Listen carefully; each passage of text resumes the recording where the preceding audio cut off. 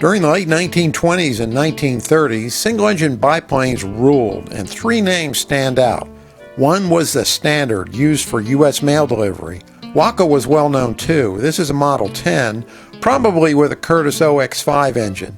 And then there's the Great Lakes, shown here with famed aerobatic pilot and barnstormer Tex Rankin. For the dedicated amateur pilot, Great Lakes also made a sport trainer model, which has been in and out of production for decades.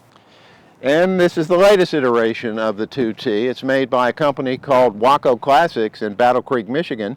Now they also make the Waco YMS-5, which is a big honking biplane with a radial engine. Now they've taken the original 2T from the 1930s and they've upgraded it with a modern engine, modern avionics, and they've made some airframe improvements as well.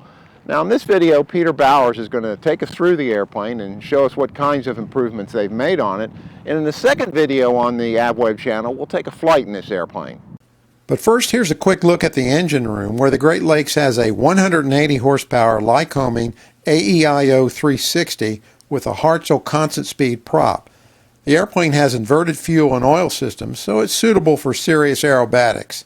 Here's Peter Bowers with a look at the cockpit. In the cockpit, we have a full JPI engine analyzer. It's a JPI 930. It provides fuel flow. It has a digital fuel gauge for fuel level. In addition, you have CHT and EGT and all the other important engine parameters, manifold pressure, oil temperature, and whatnot. We have a G meter in the center, airspeed altimeter, a Mode S transponder from Trig, and a Trig comm radio with the nice feature of both an integrated audio panel and the ability to monitor the standby frequency, real handy when you're listening to ATIS approaching an airport. On the left, we have a Garmin Area 500 that has a Garmin GDL39 data link for ADS-B traffic and ADS-B weather.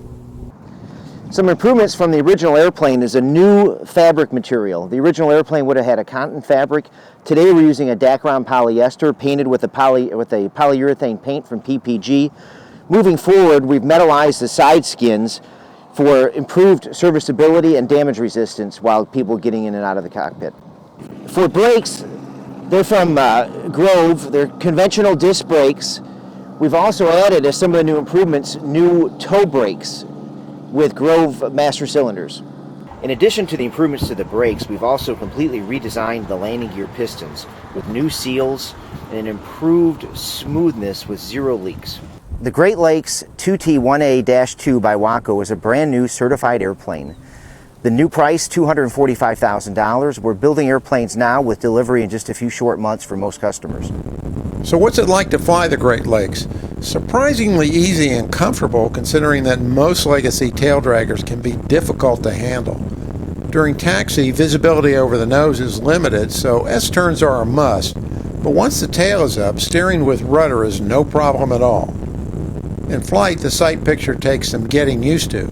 You're looking over a long nose through a forest of struts, and you're sitting in a cockpit with high combing, which can feel a little claustrophobic at first.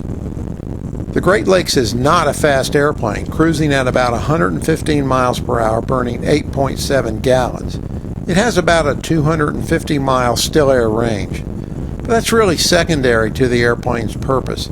It's meant to be a sport airplane with good aerobatic capability, and that's exactly what it is. Additional options include the MT propeller, and of course we specialize in custom paint schemes. Much like this yellow airplane with checker, we're happy to do whatever the customer asks. To find out more information, see wacoaircraft.com, www.wacoaircraft.com.